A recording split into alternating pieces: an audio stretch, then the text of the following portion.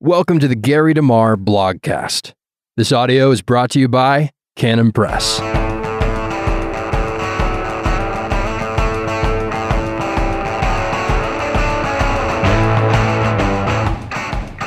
Welcome to the Gary DeMar blogcast. The topic of today's entry explains how transgenderism is a wedge issue for more absurdities and ideological controls.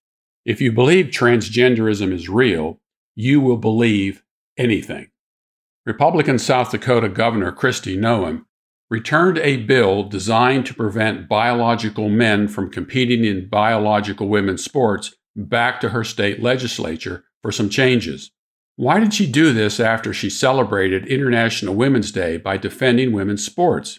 Because national politics on the issue of transgenderism is affecting everything. The changes include removing collegiate athletics from the bill, thereby limiting its application to K through 12 athletics and modifying language about civil liability and performance-enhancing drugs. Here's the problem. Noem argued the bill would cause collegiate athletics in her state to suffer because the national governing bodies, most notably the National Collegiate Athletic Association, would require compliance with their organization's policies that conflict with those of House Bill 1217. South Dakota has shown that our student athletes can compete with anyone in the country, Noem wrote, but competing on the national stage means compliance with the national governing bodies that oversee collegiate athletics, close quote. For example, the National College Athletic Association, the NCAA, has produced a 38-page policy statement on the inclusion of transgender athletes in NCAA sports competitions. Here's number 10. Policies governing the participation of transgender students in athletics should comply with state and federal laws protecting students from discrimination based on sex, disability, and gender identity and expression, close quote. This isn't the government. It's a very powerful and rich athletic association. College athletics is big business. States that are rejecting transgenderism in sports need to band together and tell the NCAA to take a hike.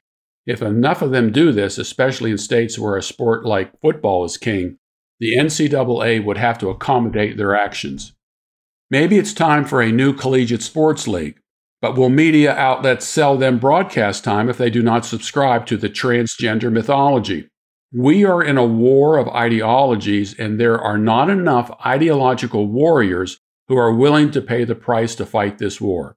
How can anyone claim that the way a person feels, believes, or chooses about his or her sexual identity is a right?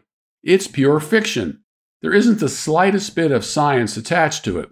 The same is true of homosexuality. Transgenderism is based on feelings, and same-sex sexuality is based on sexual behavioral choices. It's that simple. And yet universities, supposed bastions of scientific acumen, are bowing to the ideological mob.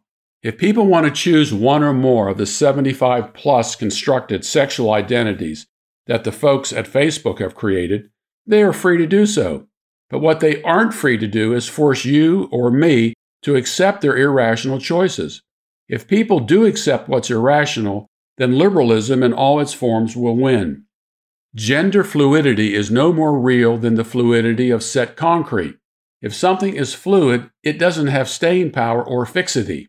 In reality, I can't be a man one day and then feel like I'm a woman the next day, and then claim that I should have access to a woman's restroom or use the force of a law to get a tryout with a girls' college basketball team, as one man did. It's irrational to think otherwise, and that's its purpose. The larger agenda here is to force irrational conformity on us so that in time we will accept anything and everything the state and its supportive agencies propose and force into law. It starts with small irrational stuff and leads to bigger stuff, like justifying murdering millions of Jews for the greater good, or convincing women that killing their unborn children is a fundamental right and a good and essential moral choice. These conceptual ideas didn't start out as big things. They started out as smaller, incremental changes that eventually grew into what became atrocities and holocausts. We've already accepted so much irrationality that most people can't see it. Millions of Americans are okay with taxing some people so their money can be given to other people who did nothing to earn it. In a day of fixed moral values and rational thought, this would have been called stealing.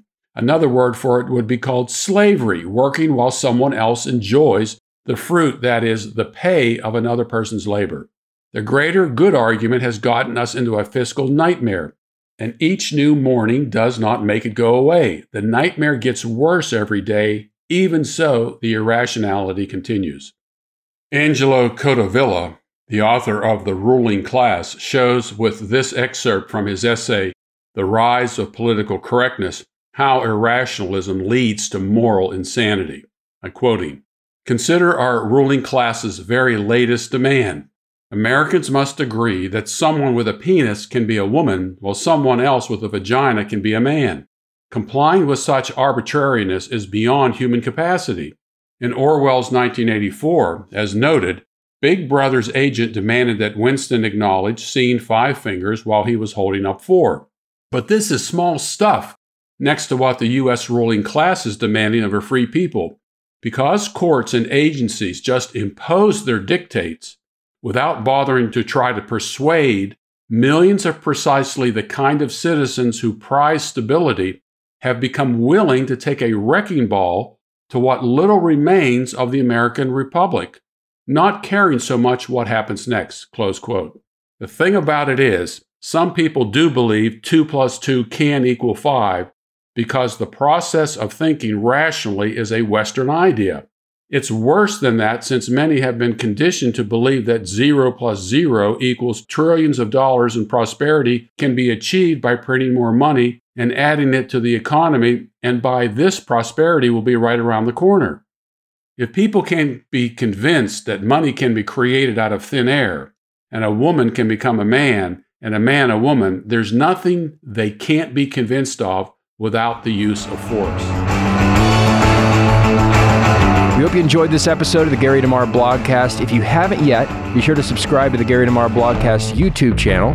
There we'll have our full archive of past episodes, as well as you can interact with other listeners in the comments section there. So thank you so much for listening. Hope to see you in the next episode.